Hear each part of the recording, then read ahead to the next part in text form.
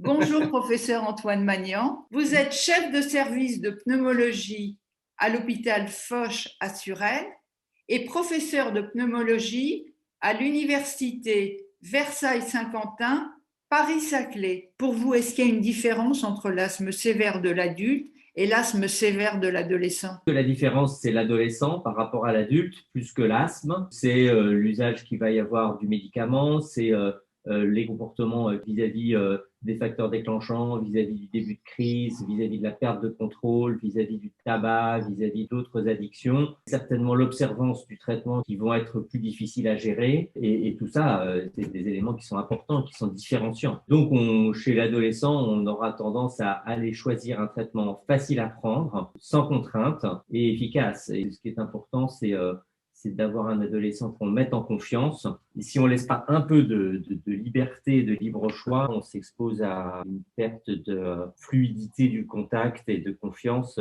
qui peut être dangereuse pour l'asthme. Tous les patients ne sont pas éligibles à une biothérapie, mais j'aimerais savoir sur quels critères cliniques, biologiques ou autres allez-vous vous orienter plutôt vers l'une que vers l'autre, sachant que je crois que vous disposez de plusieurs aujourd'hui. La première des choses, c'est de rappeler que c'est des médicaments qui s'adressent aux asthmatiques sévères, c'est-à-dire qui ont besoin de prendre des corticoïdes par voie générale pour des exacerbations plus de 2 fois par an, malgré un traitement de fond qui associe déjà des corticoïdes inhalés à forte dose associés à des bronchodilatateurs de longue durée d'action ou un autre médicament de traitement de fond de l'asthme. Encore une fois, et j'insiste là-dessus, il faut être sûr que c'est bien ce type d'asthme sévère que l'on va traiter. C'est une démarche qui prend du temps. Mais une fois qu'on est sûr que c'est bien ça, alors là, il y a 3 principes de biothérapie qui s'adressent soit à des asthmes allergiques, donc là, il faut qu'il y ait des tests cutanés positifs ou des IgE spécifiques d'un allergène pérannuel, comme les acariens, le chat, les moisissures, soit des asthmes qui ont des éosinophiles dans le sang. Le seuil, il est de 300 éosinophiles par millimètre cube. Ce sont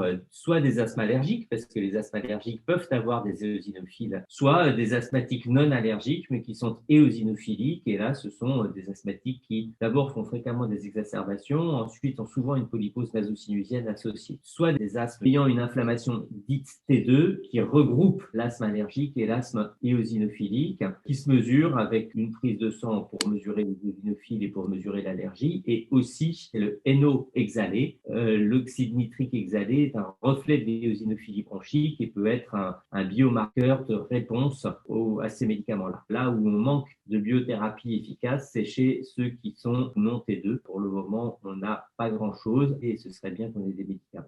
Pour le moment, la grande chance, c'est d'avoir ces 3 biothérapies. On n'est pas prêt d'avoir des essais comparatifs. Il faut commencer par un, l'évaluer comme il faut. Ça veut dire de façon extrêmement rigoureuse.